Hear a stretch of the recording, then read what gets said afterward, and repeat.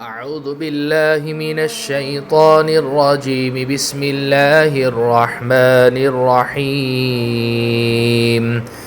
يا أيها الناس إن كنتم في ريب من البعث فإنا خلقناكم من تراب ثم من نطفة ثم من علقة ثم من مضغة مخلقة وغير مخلقة لنبين لكم ونقر في الأرحام ما نشاء إلى أجل مسمى ثم نخرجكم طفلا ثم لتبلغوا أشدكم ومنكم من يتوفى ومنكم من يرد إلى أرذل العمر لكي لا يعلم من بعد علم شيئا وترى الأرض هامدة فإذا أنزلنا عليها الماء اهتزت وربت وأنبتت من كل زوج بهيج ذلك بأن الله هو الحق وأنه يحيي الموتى وأنه على كل شيء قدير وأن الساعة آتية لا ريب فيها وأن الله يبعث من في القبور ومن الناس من يجادل في الله بغير علم ولا هدى ولا كتاب منير ثاني عطفه ليضل عن سبيل الله له في الدنيا خزي ونذيقه يوم القيامة عذاب الحريق ذلك بما قدمت يداك وأن الله ليس بظلام للعبید. میرے عزیزو پیارو بزرگو اللہ کے رسول پر ایمان رکھنے والے میرے دین عظیم بھائیو، یہ 6 آیتیں جن کی تلاوت ابھی آپ حضرات کے سامنے کی گئی سورہ حج کے پہلے رکوع کی 6 آیتیں ہیں. اس سے پہلے گزشتہ کل جب ہم نے اس سورت کا آغاز کیا تھا تو اس سورت کا تعارف، بنیادی باتیں اس میں کون سی ہے جو اللہ سبحانہ و تعالی نے ڈسکس کی ہوئی ہے، اس سورت کا بنیادی موضوع کیا ہے، اور اس کی ابتدائی 4 آیتیں اس کی تفسیر خلاصہ نچوڑ آپ لوگوں کے سامنے رکھا تھا. آج یہ 6 آیتیں پڑھی گئی ہیں، آیت نمبر 5، 6، 7، 8، 9 اور 10.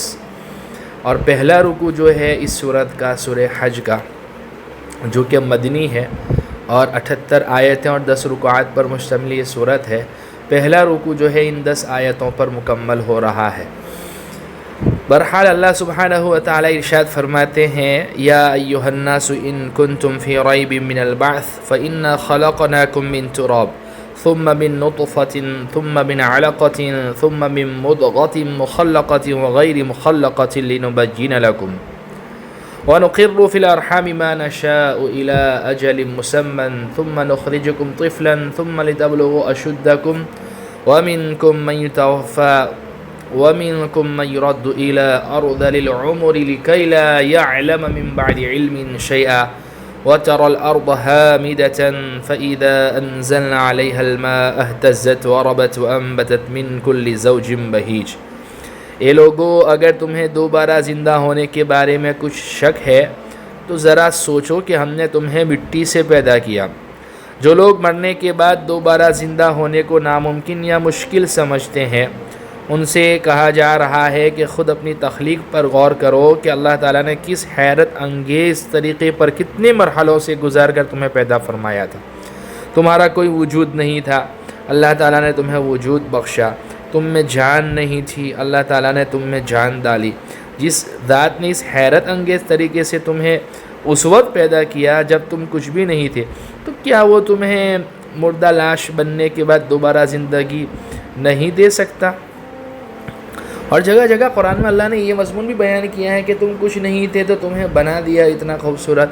یہ اللہ کے لیے مشکل ہے یا مرنے کے بعد دوبارہ زندگی جب کہ تمہیں وہ پیدا کر چکا ہے, صرف اس میں روح ڈالنی باقی ہے, وہ اللہ سبحانہ و تعالیٰ کے لیے مشکل. ظاہر سی بات ہے کہ یہ پہلا مرحلہ, لیکن جب تمہیں اللہ نے اتنا خوبصورت بنا دیا تو پھر حالانکہ اللہ کے لیے تو کوئی بھی چیز بعید مشکل کا لفظ ہے ہی نہیں اللہ سبحانہ و تعالیٰ کی ذات کے لیے, لیکن سمجھانے کے لیے اللہ نے اس بات کو بیان فرمایا. اے لوگو, اگر تمہیں دوبارہ زندہ ہونے کے بارے میں کچھ شک ہے تو ذرا سوچو کہ ہم نے تمہیں مٹی سے پیدا کیا, پھر نطفے سے, پھر ایک جمے ہوئے خون سے, پھر ایک گوشت کے لوتھڑے سے جو کبھی پورا بن جاتا ہے اور کبھی پورا نہیں بنتا. یعنی بعض اوقات تو اس گوشت کے لوتھڑے سے ماں کے پیٹ میں بچے کے اعضاء پورے بن جاتے ہیں, بچہ صحیح سالم پیدا ہوتا ہے, اور بعض اوقات پورے نہیں بنتے. پھر بعض اوقات اسی نامکمل حالت میں عورت کو اسقاط ہو جاتا ہے, اور بعض اوقات بچہ ناقص اعضاء کے ساتھ پیدا ہوتا ہے. اللہ فرماتے ہیں پھر ایک گوشت کے لوتھڑے سے جو کبھی پورا بن جاتا ہے اور کبھی پورا نہیں بنتا, تاکہ ہم تمہارے لیے تمہاری حقیقت کھول کر بتا دیں, اور ہم تمہیں ماؤں کے پیٹ میں جب تک چاہتے ہیں ایک متعین مدت تک ٹھہرائے رکھتے ہیں. پھر تمہیں ایک بچے کی شکل میں باہر لاتے ہیں. کوئی بچہ 9 مہینہ مکمل کرتا ہے, کوئی 9 مہینے سے اوپر کچھ دن لیتا ہے, کچھ بچے 8 مہینے میں, کچھ 7 مہینے میں. پھر تمہیں ایک بچے کی شکل میں باہر لاتے ہیں, پھر تمہیں پالتے ہیں تاکہ تم اپنی بھرپور عمر تک پہنچ جاؤ. اور تم میں سے بعض وہ ہیں جو پہلے ہی دنیا سے اٹھا لیے جاتے ہیں, اور تم ہی میں سے بعض وہ ہوتے ہیں جن کو بدترین عمر یعنی انتہائی بڑھاپے تک لوٹا دیا جاتا ہے.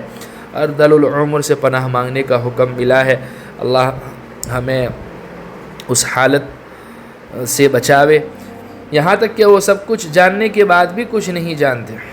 یعنی زیادہ بڑھاپے کی حالت میں انسان بچپن کسی ناسمجھی کی طرف لوٹ جاتا ہے, اور جوانی میں اس نے کتنا علم حاصل کیا ہو اس بڑھاپے میں وہ سب یا اکثر حصہ بھول جاتا ہے.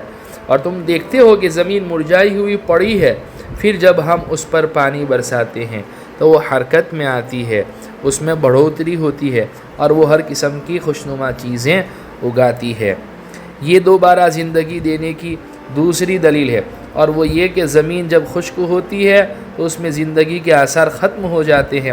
پھر اللہ تعالیٰ بارش برسا کر اس میں زندگی کی نئی لہر دورہ دیتا ہے, اور اسی بے جان زمین میں پودے اگنے لگتے ہیں. جو خدا اس پر قادر ہے, کیا وہ تمہیں دوبارہ زندگی دینے پر قادر نہیں؟ ذَلِكَ بِأَنَّ اللَّهَ هُوَ الْحَقُّ وَأَنَّهُ يُحْيِي الْمَوْتَى وَأَنَّهُ عَلَى كُلِّ شَيْءٍ قَدِيرٌ. یہ سب کچھ اس وجہ سے ہے کہ اللہ ہی کا وجود برحق ہے, اور وہی بے جانوں میں جان ڈالتا ہے, اور وہ ہر چیز پر مکمل قدرت رکھتا ہے. مطلب یہ ہے کہ تمہاری اپنی تخلیق ہو یا زمین سے پودے اگانے کا معاملہ, ان ساری باتوں کی اصل علت اور وجہ یہ ہے کہ اللہ تعالیٰ ہی کا وجود ایسا ہے جو کسی کا محتاج نہیں. اللہ الصمد, اللہ کو کسی کی ضرورت نہیں, لیکن ہم سب کو اللہ کی ضرورت ہے, اور باقی ساری چیزیں اسی کی قدرت سے وجود میں آتی ہے. لہذا وہ مردوں کو زندہ کرنے کی بھی پوری قدرت رکھتا ہے. یہ مسئلہ تمہیں مشکل اس لیے نظر آتا ہے کہ تم اللہ سبحانہ و تعالیٰ کو اپنی ذات پر قیاس کرتے ہو, حالانکہ اللہ سبحانہ و تعالیٰ وراء الورا ہے. وَأَنَّ السَّاعَةَ آتِيَةٌ لَا رَيْبَ فِيهَا وَأَنَّ اللَّهَ يَبْعَثُ مَن فِي الْقُبُورِ, اور اس لیے کہ قیامت کی گھڑی آنے والی ہے جس میں کوئی شک نہیں ہے, اور اس لیے کہ اللہ ان سب لوگوں کو دوبارہ زندہ کرے گا جو قبروں میں ہیں.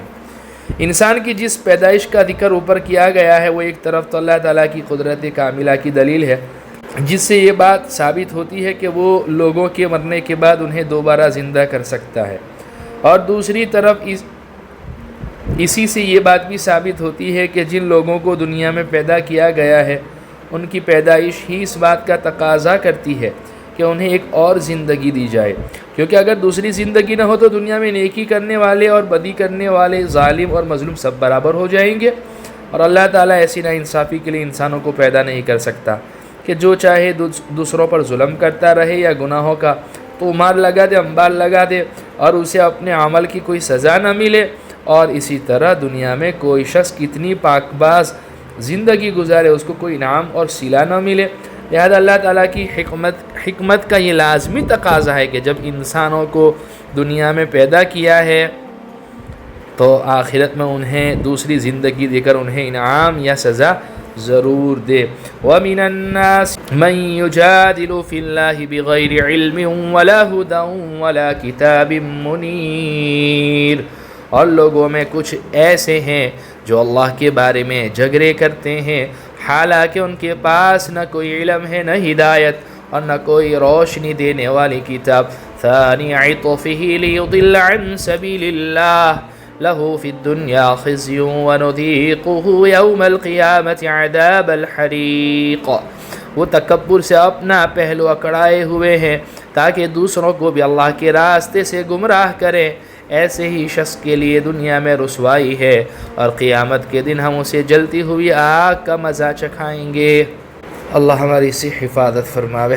ذَلِكَ بِمَا قَدَّمَتْ يَدَاكَ وَأَنَّ اللَّهَ لَيْسَ بِظَلَّامٍ لِّلْعَبِيدِ، کہ یہ سب کچھ تیرے اس کرتوت کا بدلہ ہے جو تو نے اپنے ہاتھوں سے آگے بھیجا تھا، اور یہ بات طے ہے کہ اللہ بندوں پر ظلم ڈھانے والا نہیں ہے۔ جگہ جگہ اللہ سبحانہ وتعالی نے اس بات کو بیان فرمایا، وَمَا رَبُّكَ بِظَلَّامٍ لِّلْعَبِيدِ، آپ کا رب جو ہے بندوں پر ظلم کرنے والا نہیں۔ ظاہر سی بات ہے کہ جس اللہ سبحانہ وتعالی نے اپنی قدرت کاملہ سے اتنا خوبصورت انسان بنایا ہو، کیا وہ اسے جہنم میں ڈالنے کے لیے اللہ نے ہمیں بنایا ہے؟